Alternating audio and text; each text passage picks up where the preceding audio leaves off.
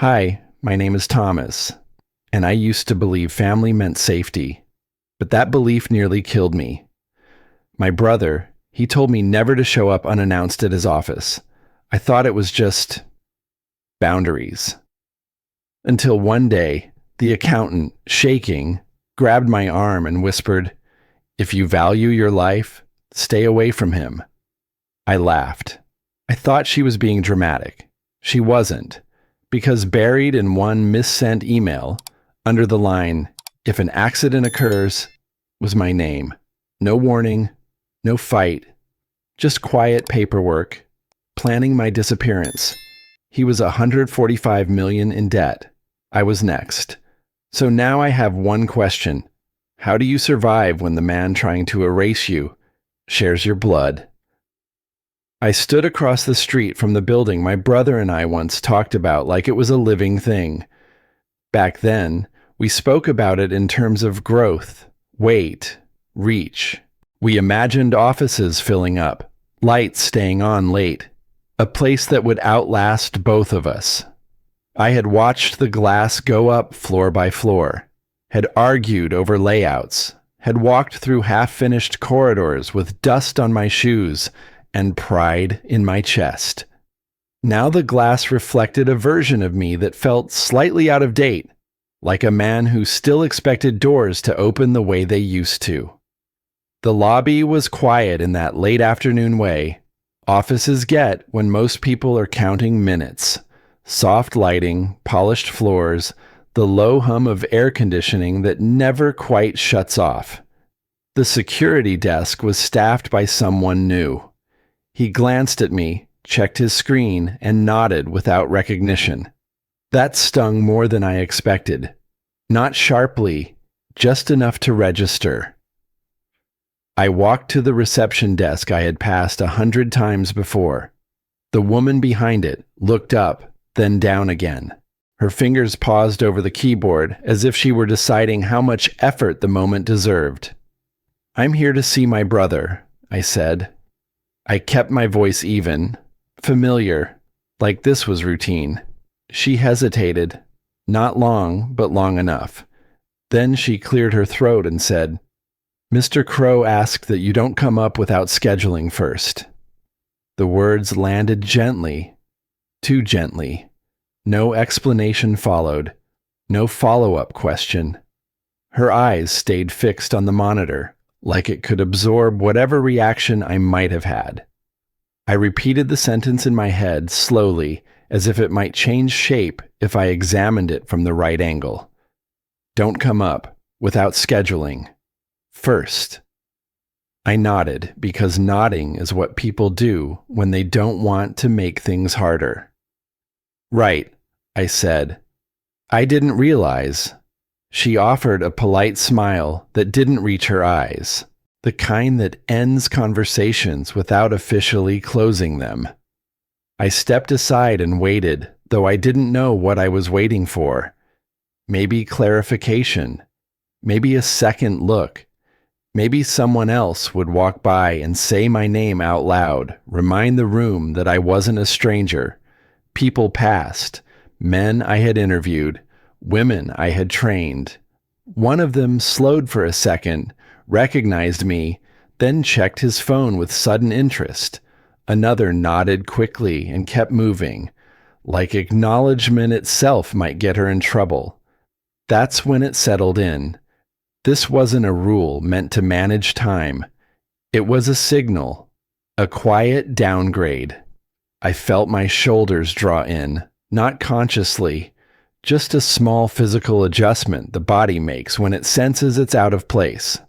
There was no scene, no raised voices, just the subtle discomfort of realizing you're being handled without being addressed. I told myself the same things I always did. He's busy. He's under pressure. Big responsibilities change people. Families don't mean harm. They just make decisions. I leaned on that last one especially. Decisions. It sounded neutral, reasonable, safer than calling it what it felt like. I chose not to text him, not to ask why. Silence has always been my way of keeping the peace, of proving I could absorb more without becoming a problem. I've worn that role for a long time. The one who waits, the one who adjusts, the one who doesn't ask to be explained to. As I stood there, I realized this wasn't new. The settings had changed, the language had improved, but the pattern was familiar. A door closing without being slammed. An invitation quietly rescinded. Loyalty measured by how little space you take up. I watched the elevator numbers change above the doors, going places I was no longer expected to follow. The building felt different now. Less like something we built together. More like something I was allowed to remember from a distance. Eventually, there was nothing left to do but leave. I turned back toward the desk, offered the receptionist a final nod she didn't notice, and headed for the exit. Each step felt heavier than it should have, like my body was resisting the idea of going quietly. I was just reaching for the door, already rehearsing how I'd explain this to myself later, when someone reached out and grabbed my arm. The grip was firm, urgent, nothing like the polite silence I'd just learned to accept. The hand didn't yank or shove, just anchored me, firmly, like it had no time for ceremony. I turned, half expecting to see security or someone about to apologize for a misunderstanding. Instead, it was a woman. Petite, early 40s maybe, blazer too big for her frame, hair pulled into one of those quick buns working women use when they've already had a long day. I recognized her vaguely, seen her in the halls, never heard her speak. She didn't introduce herself, didn't explain. Instead, she glanced behind me, then toward the corridor that led to the elevators. Her eyes scanned the area like a soldier checking for movement. Only after she was sure no one was watching did she lean in. So close, I could smell the bitterness of coffee on her breath and something sharper, like tension that had been bottled too long. Her voice was low, barely more than a breath. If you value your life, stay away from him. That was it. No build-up, no dramatic pause. Just those words, slipped into my ear like contraband. I blinked, not fully sure I'd heard right. I what? She shook her head, almost imperceptibly, as if she regretted opening her mouth the second the words left it. But she didn't move away. Her hand was still on my arm, her grip light but intentional. For a second, the hallway went quiet. Phones buzzed in distant pockets. A copier clicked somewhere behind a wall. I noticed how her eyes wouldn't meet mine now, like whatever nerve she had to say it was already dissolving. I think you've got the wrong idea, I said, pulling my arm gently from her grasp. I tried to smile, to brush it off, like it was nothing. My brother's not perfect, but let's not get carried away. She didn't argue, didn't try to explain or push. She just looked up at me and said, "I shouldn't have said anything." Then she turned, walking briskly back toward the elevator bank. Not fast enough to be dramatic, just quick enough to be gone. I stood there for a moment longer, replaying what had just happened. My first instinct was simple. She was overworked, stressed. Maybe my brother had yelled at her in a meeting. Maybe there was some personal grudge I didn't know about. Offices bred resentment like mold in bad drywall. It didn't have to mean anything. And still, she hadn't looked scared. She looked resolved. That was worse somehow. Panic I could dismiss. But this calm, measured decision to break silence, it clung to me. I shoved my hands in my pockets, felt the sharp edge of my car keys, used that sting to shake off the feeling settling over me. The woman was probably just venting. People lash out. My brother had always carried weight. Some of it crushed people, but that didn't make him dangerous. Still, something about the way she'd said it, no emotion, no agenda, Just fact, or what she believed to be fact. I turned back toward the doors and caught the receptionist watching me now, her fingers hovering above her keyboard. Our eyes met for half a second before she looked away. Not a word, not a smile, just that shared knowledge that something had happened, and neither of us was going to say what. I made my way out of the building slower this time, my feet unsure if they were walking toward clarity or away from it. I kept repeating her words in my head like a riddle I didn't want to solve. If you value your life, stay away from him. It wasn't just the words. It was her face when she said them, the steadiness in it, the way her voice didn't waver. Blood means safety. That's what I'd always believed. I defended him, even when he didn't ask for it, even when he didn't deserve it.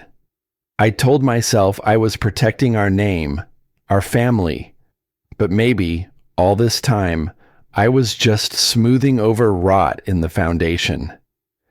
Back in the parking garage, I sat in my car for longer than I meant to, engine off, keys still in hand. My brain kept circling the moment, trying to sand down the edges, to file the words into something that made more sense. Then I saw her again, walking fast toward the far exit, head down, no bag, just a folder clutched tight to her chest. I watched her disappear around the corner without once looking back. It hit me then. She hadn't been afraid of being wrong. She'd been afraid of being right. I told myself I would forget what she said, but my body didn't listen. Sleep never really came that night. I drifted in and out, turning over her words like I could press them into something less sharp. By the time the sky turned that early morning gray, I was already out of bed, barefoot, padding down the hallway toward my office like a man moving on muscle memory. The house was still. My wife hadn't stirred, and the dog didn't even lift his head when I passed. I didn't bother turning on the overhead lights. Just the lamp on the desk, soft and yellow, casting long shadows across old tax folders and a few framed photos that hadn't been dusted in weeks. I sat down, reached for the coffee I'd poured out of habit, and didn't take a sip. It cooled beside me as I pulled the first box of documents from the cabinet, the cardboard edges frayed from years of sliding in and out. I told myself I was doing this to reassure myself, to prove her wrong, to put the nonsense to bed so I could walk into the next family dinner with my head held high and no weight in my chest. The files were familiar. Bank statements, loan paperwork, internal memos from a few years back when we'd refinanced the commercial property. All of it was routine. All of it looked clean, at first. My handwriting showed up here and there in the margins. Notes I'd written to myself when numbers didn't align or when an account needed double-checking. I remembered those days clearly. I'd sit on calls after hours while my brother handled the big picture stuff, as he used to say. "You've always been better with details." That line echoed as I flipped through a ledger from 5 years ago. Red ink appeared on a page that had no business carrying corrections. At first I thought it was a mistake, maybe a duplicate entry or a timing issue. I cross-checked it against a summary from the same quarter. The number was there too, but different. Deferred income logged as completed. A margin correction applied to the wrong quarter.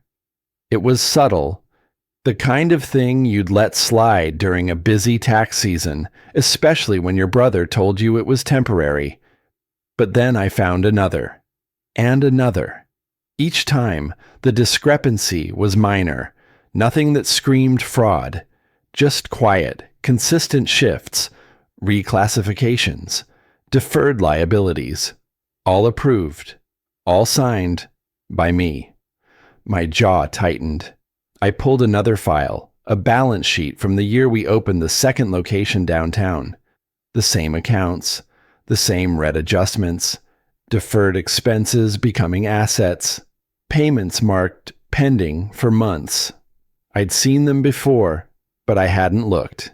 Each document fit together like links in a chain, one after the other, looping back to a pattern I had helped build without realizing it. And there it was again, my signature. Not at the top where the decisions were made, not at the bottom where the accountability landed, right in the middle, right where the legal risk liked to live. I pushed my chair back and stood. The room suddenly felt smaller. I crossed to the window, pulled the curtain aside, and looked out at the cul-de-sac. Nothing moved. A sprinkler ticked in a neighbor's yard. Somewhere, a garbage truck hissed and groaned. The world outside kept on turning, oblivious to what I was beginning to admit. I wasn't a bystander. I had been the one who made it all look stable. My brother had said all the right things over the years. It's just paperwork. Your family, I trust you. They trust you too. I'd taken it as a compliment, as a duty. I'd worn it like armor, not realizing how well it covered the bruises underneath.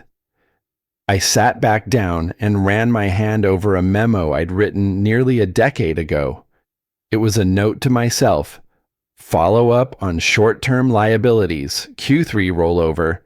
I never followed up. The rollover became a routine, a habit, a way of life. Why had I been the one to sign? Why always me? Because I never asked questions. Because I believed loyalty meant silence. Because when it came to family, I'd learned that being useful was safer than being suspicious. The realization didn't land all at once. It built slowly, pressing down in layers. Guilt, shame, clarity. And under all of it, a dull kind of anger. Not at him, not yet, but at myself. For being so careful in the wrong places. I reached for the next stack, the most recent files still unopened. But I already knew what I was going to find. If this collapsed, it wouldn't fall on him first. It would fall on me. The folder was still in my lap, but I wasn't reading anymore. My eyes drifted toward the screen of my laptop, the glow too soft for the brightness outside, but harsh enough to sting. The sun had fully risen now, casting stripes through the blinds. I set the file aside and stretched my fingers. A restless habit. Something to do when I didn't want to admit I was stalling. There was an alert on my screen. One unread message, flagged red, not addressed to me. I nearly skipped past it. My inbox had been quiet for weeks, mostly system backups, vendor reports, automated summaries. But this one stood out. The subject line was short, clinical, urgent, Q4 risk review. It wasn't sent to my direct account. I'd been copied, just once, as a trailing CC. No greeting, no personal note, no reason I should have seen it. I hovered my mouse over the message, hesitating.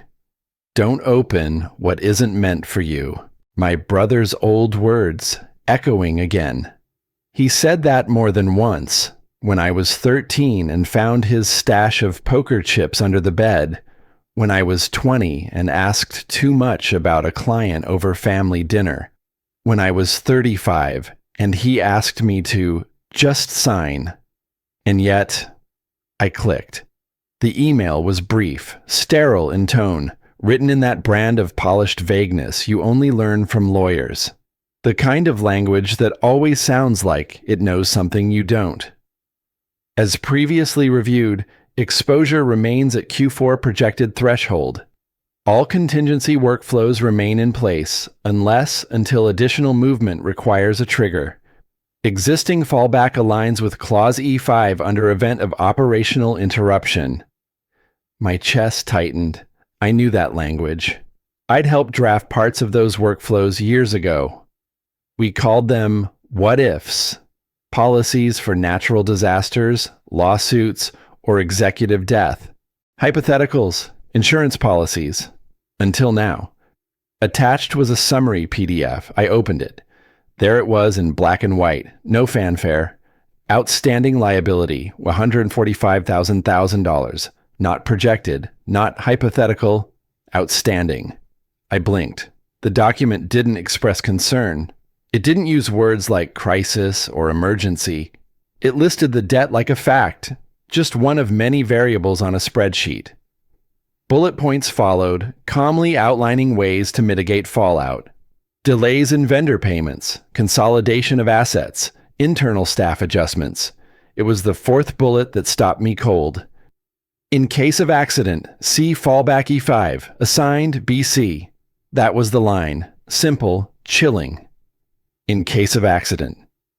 Assigned BC, my initials.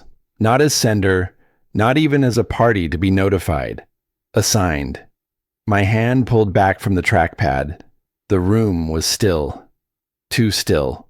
I could hear the fridge humming down the hall, the soft creak of a floorboard as the house settled. I stared at those 5 words as if reading them again would unwrite them. In case of accident. This wasn't oversight. This wasn't mistake.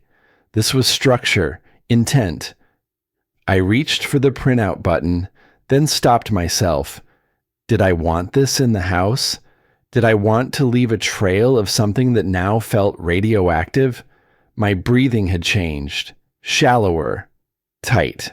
I stood, walked to the sink, turned on the faucet just to hear something familiar. I ran cold water over my hands. My fingertips tingled, not from the cold, but from whatever was unraveling behind my ribs. This wasn't about money. Not anymore.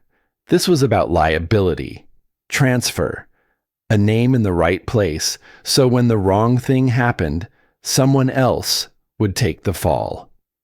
And that someone was me. It clicked, finally, with painful precision.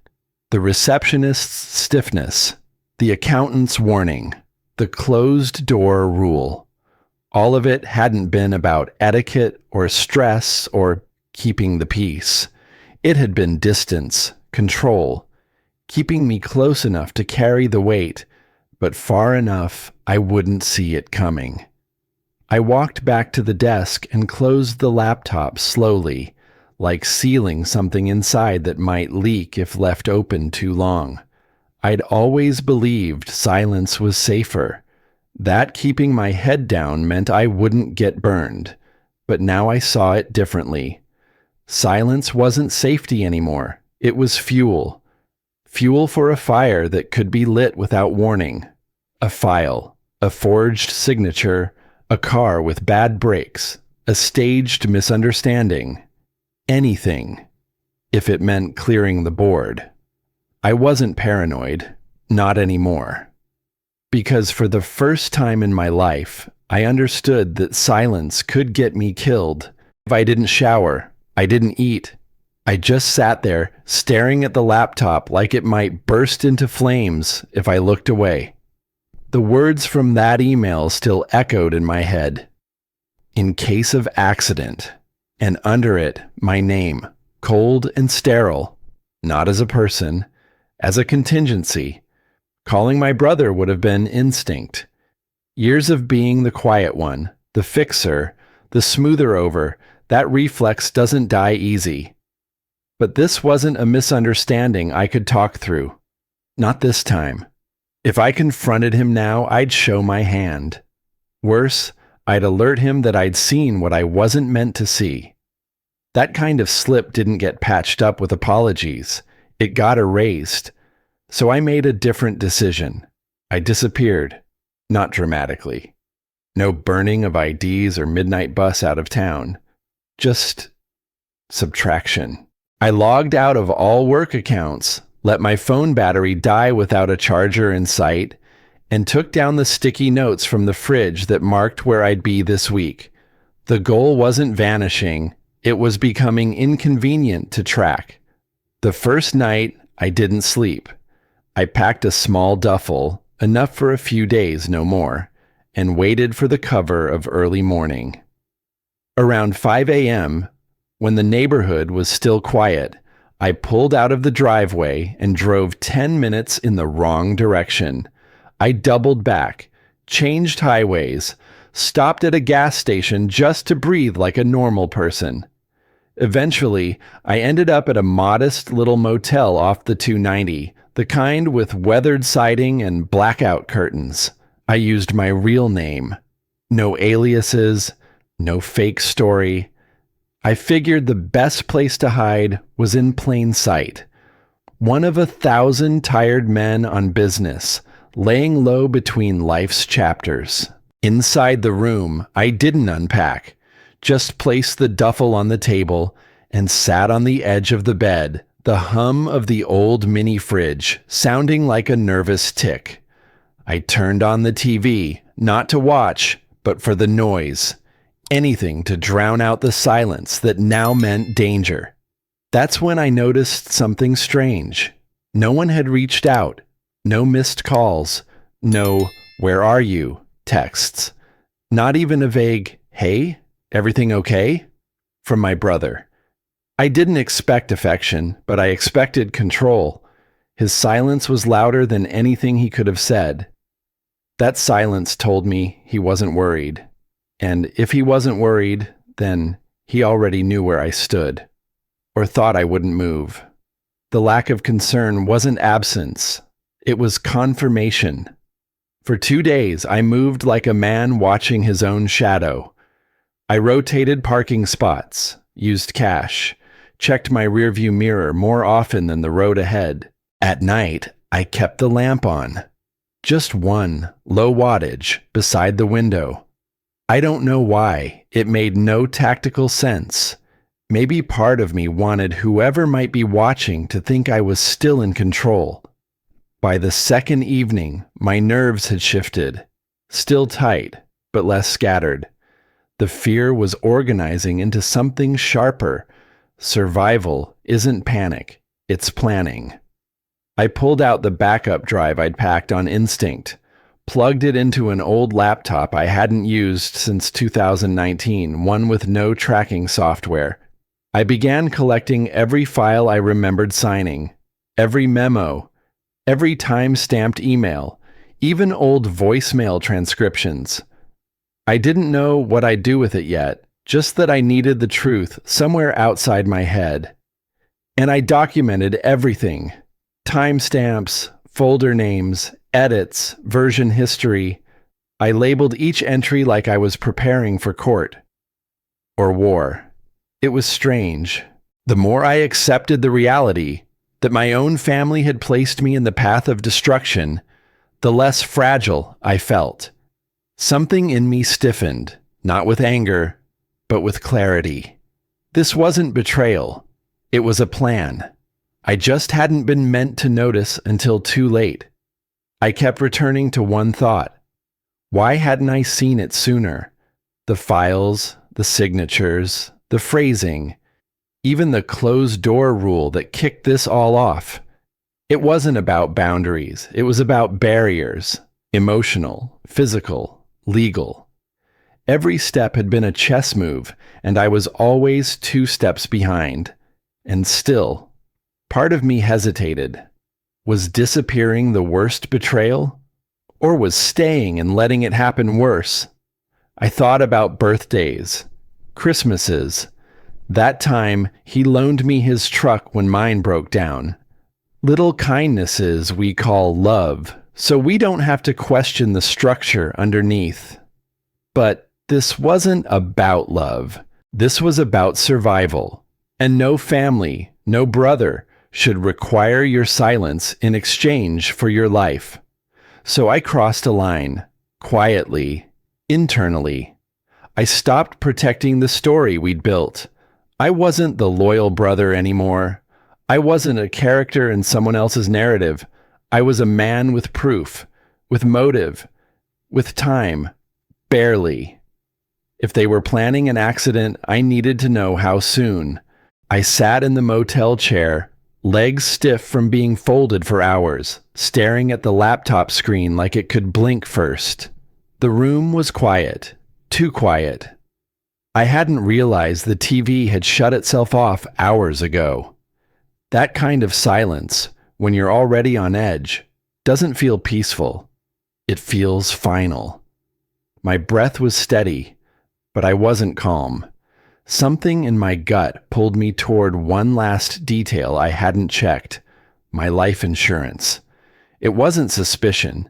It was more like instinct, like my body knew something my mind hadn't put together yet. I logged into the portal with shaking fingers.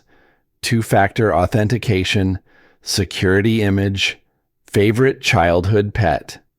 It all felt absurdly mundane for what I was about to see. At first, the dashboard looked normal. Premiums current. No outstanding issues. Then, I clicked into the policy history. That's when the pieces started falling into place. Coverage had been quietly increased twice in the last 6 months. No notification, no email confirmation, just quiet edits. The most recent increase had been significant, almost triple what I'd originally signed for. The beneficiary? Still the company, still the trust my brother controlled. That hadn't changed. But the language had. Under triggering events, there was new phrasing, something I would have glossed over months ago. Accidental death while on company-related travel or duties. It had been added 4 months prior, 4 months before the email I wasn't supposed to read, 4 months before the whisper in the hallway. I clicked through the archive. Every change was deliberate, timed with moments when the business had hit a wall, when cash flow thinned, when investors circled like sharks. I remembered each event, a client loss here, a missed payment there, and each time my name had floated to the top of solutions. I was the signature, the trusted face. Now I saw what I really was. Not a brother, a contingency. I leaned back slowly, chair creaking. My hand hovered over the trackpad, unable to click anything else. I felt cold, not chilled, cold, the way a room feels when someone's just left it forever. Accidents don't just happen. They're mapped, planned, and I was on the itinerary. My phone vibrated once on the table. A quiet tremor in the stillness. No voicemail. Just a missed call from a number I hadn't saved, but I recognized it immediately. The accountant. The woman who'd grabbed my arm. The one who'd whispered what no one else dared say aloud. I didn't call back. I waited. And 5 minutes later, a message came through. No text in the body. Just 3 words in the subject line. Save yourself. Attached was a single file. Small, encrypted. It took me 3 tries to open it with the password she'd once mentioned in passing. Her father's middle name. She'd said it like a joke back then. A throwaway. Now it was a lifeline. The file was messy. Not polished. Not proof in a courtroom sense, but enough to know. It contained transaction logs, flag notations, email headers referencing risk mitigation, and succession planning. One internal note chilled me more than anything else. If this proceeds, ensure cleanup is managed within 72 hours. Cleanup. Not support. Not recovery. Cleanup. I stared at the screen, not blinking. My hand moved to reply, but the message bounced back. Undeliverable. I tried calling the number. Disconnected. Straight to voicemail. She was gone. Voluntarily or not, I didn't know. But I was alone now. Truly, utterly, alone. No more warnings. No more illusions. They weren't waiting. They were executing. I didn't shut the laptop. I grabbed it, along with the drive and my keys, and headed straight to the rental car I'd parked around the corner to avoid the lot cameras. I didn't even bother checking out of the motel.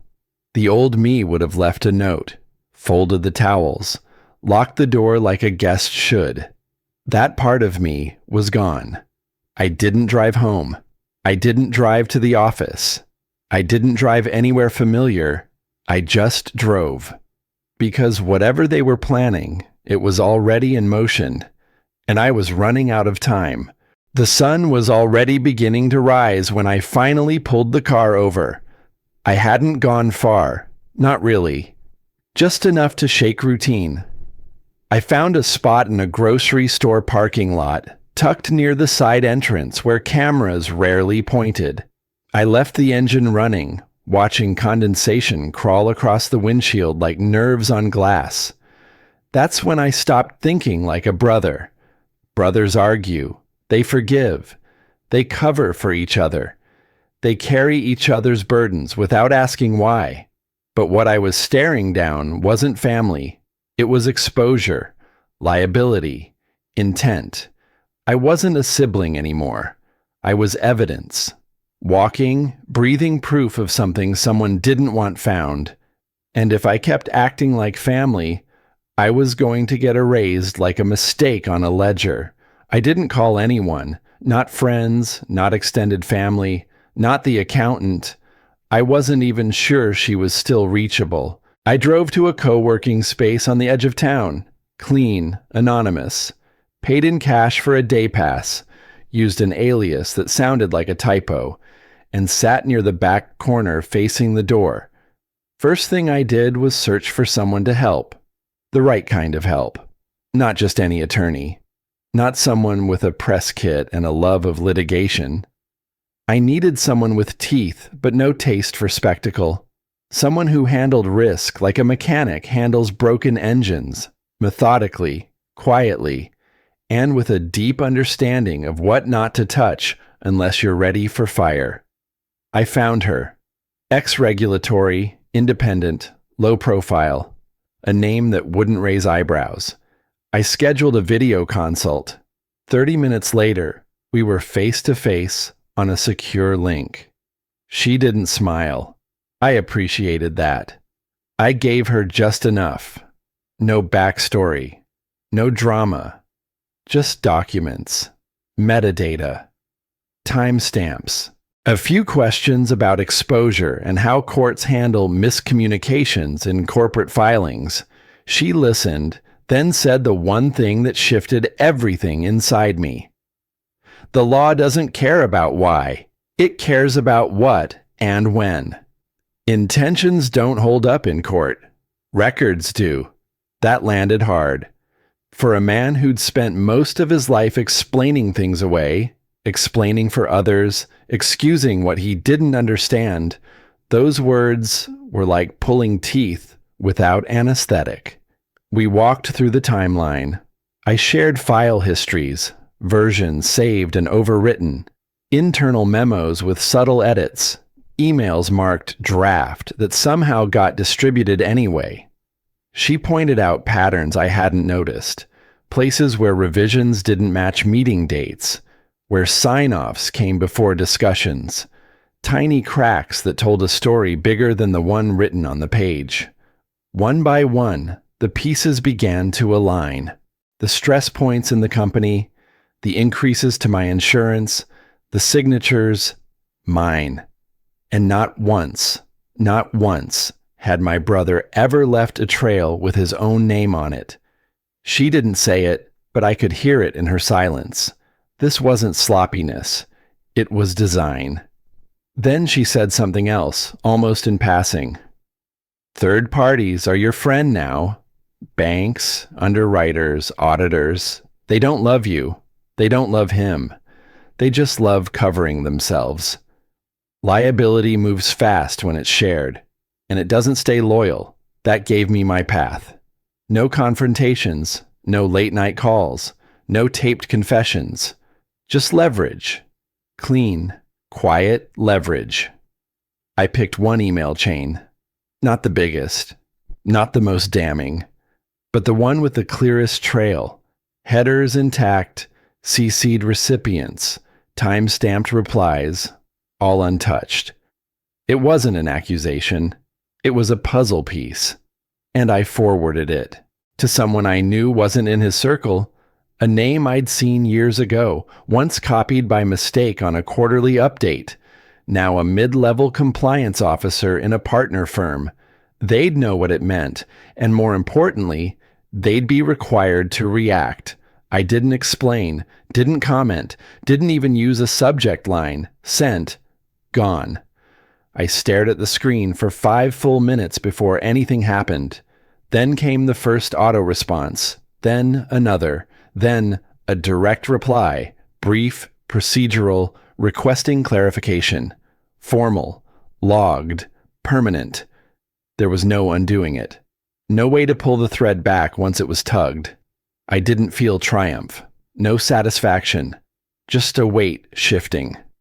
A center of gravity moving out of his hands and into something colder, slower, legal. The illusion of family had been dying for a long time. Now, finally, it stopped pretending. By the time my brother realized what I'd done, the process no longer belonged to him. I was sitting in a quiet corner of the shared workspace, sipping stale coffee from a paper cup when the first call came in.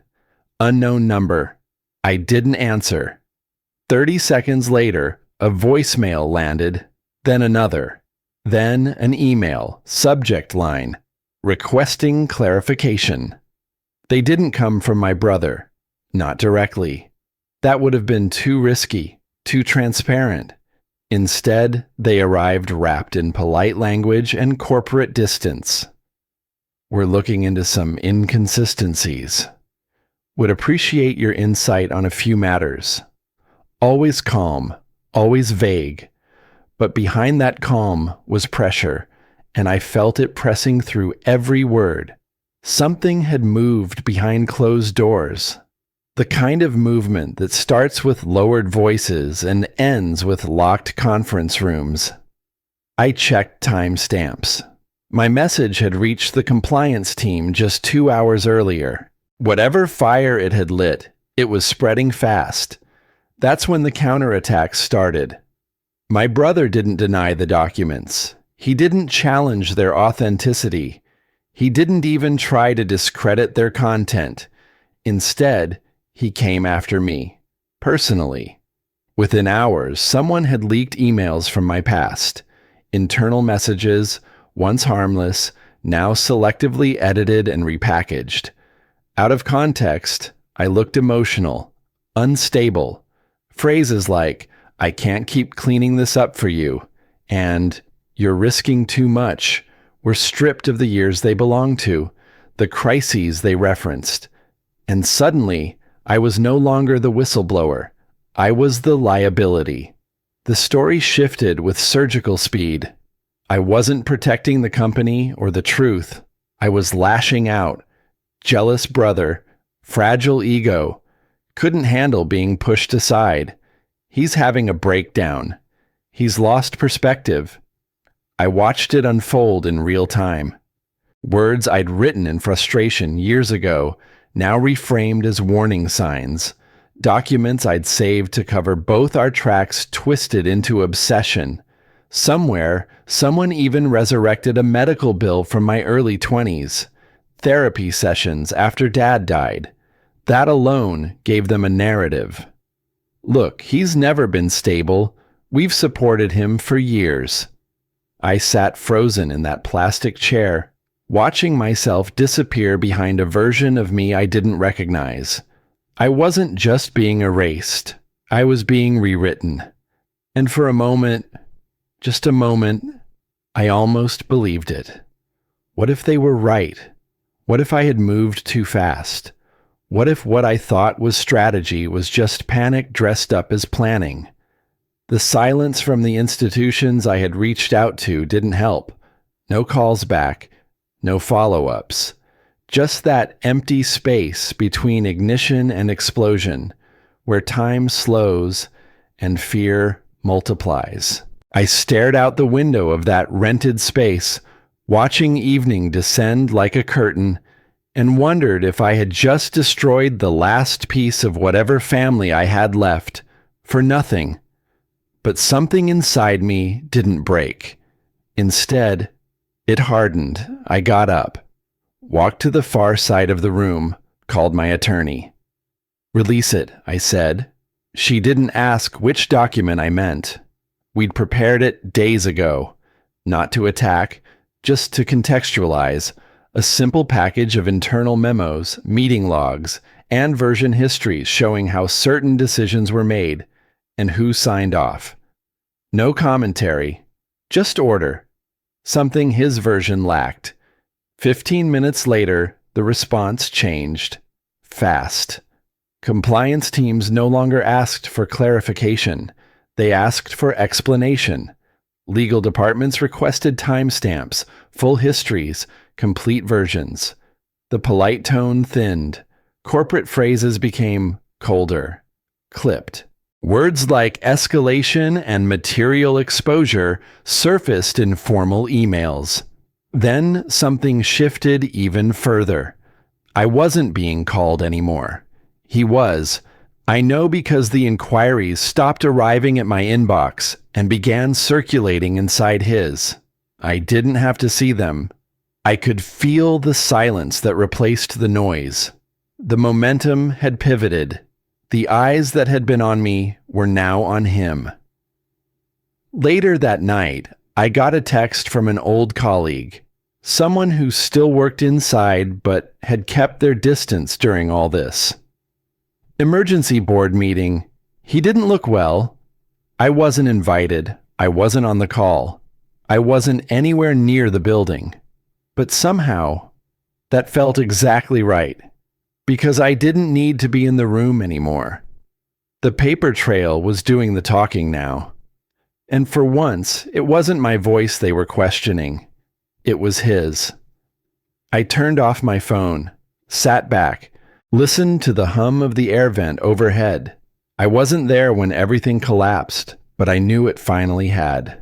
As evening settled in, I shut down my laptop and sat still.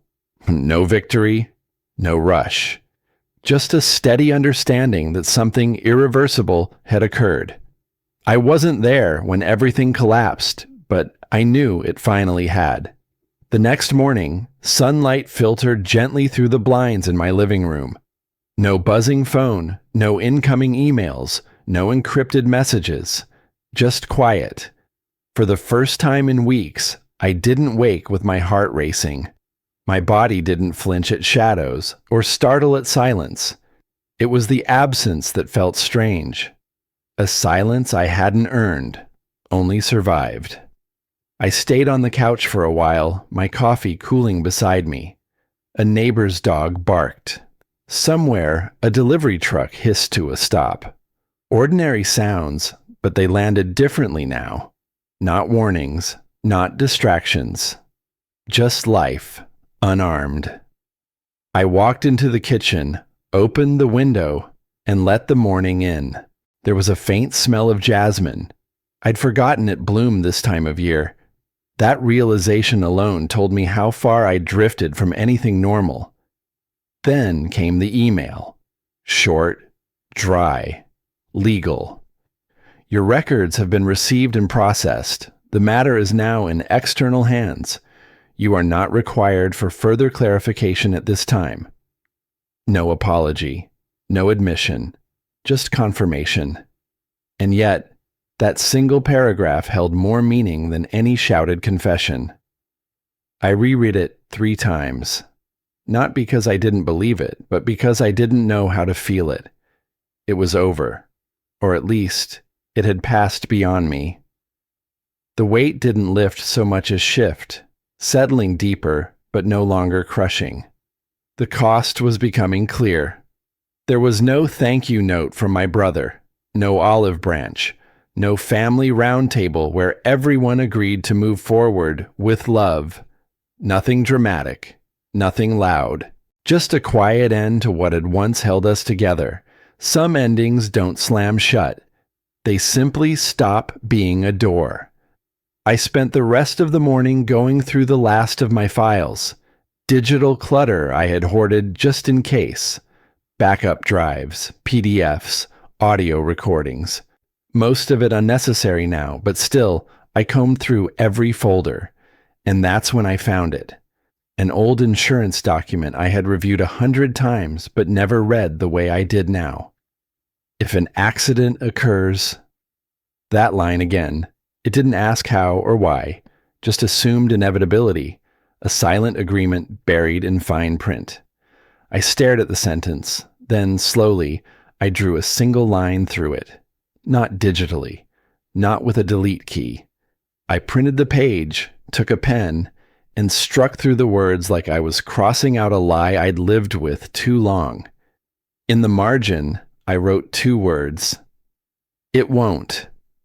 Not anymore. That was the smallest action of the day, but it felt like something final. I didn't do any of this to ruin him. That thought kept circling in my mind as I stood there, paper in hand. It wasn't revenge that kept me up at night. It was survival. A need to step out of the way before I became collateral in someone else's version of control. And that difference matters, especially now. For years, I clung to the idea that family meant forgiveness, that loyalty meant letting things slide, that silence somehow was noble. But it wasn't. It was dangerous. I've come to understand that love without boundaries isn't love. It's permission. So no, I don't hate him, but I no longer hope he'll understand me either. That part's done. In the afternoon, I packed a small bag and walked to a quiet cafe. No plans, just space. I opened my laptop, not to check reports or revisit evidence, but to look for cooking classes. Something simple, something grounding. I even wrote out a grocery list. 1 week at a time. I'm not rebuilding. I'm just living. Finally, on terms that don't involve waiting for someone to stop lying. And if you've listened this far, maybe you understand something too. This story wasn't about catching someone or proving anyone wrong. It was about not letting myself be erased in the name of keeping peace. We survive in the choices we make when no one's watching. We protect ourselves not by shouting, but by stepping back when stepping in would cost us everything. I didn't destroy my family. I stopped letting myself be the accident.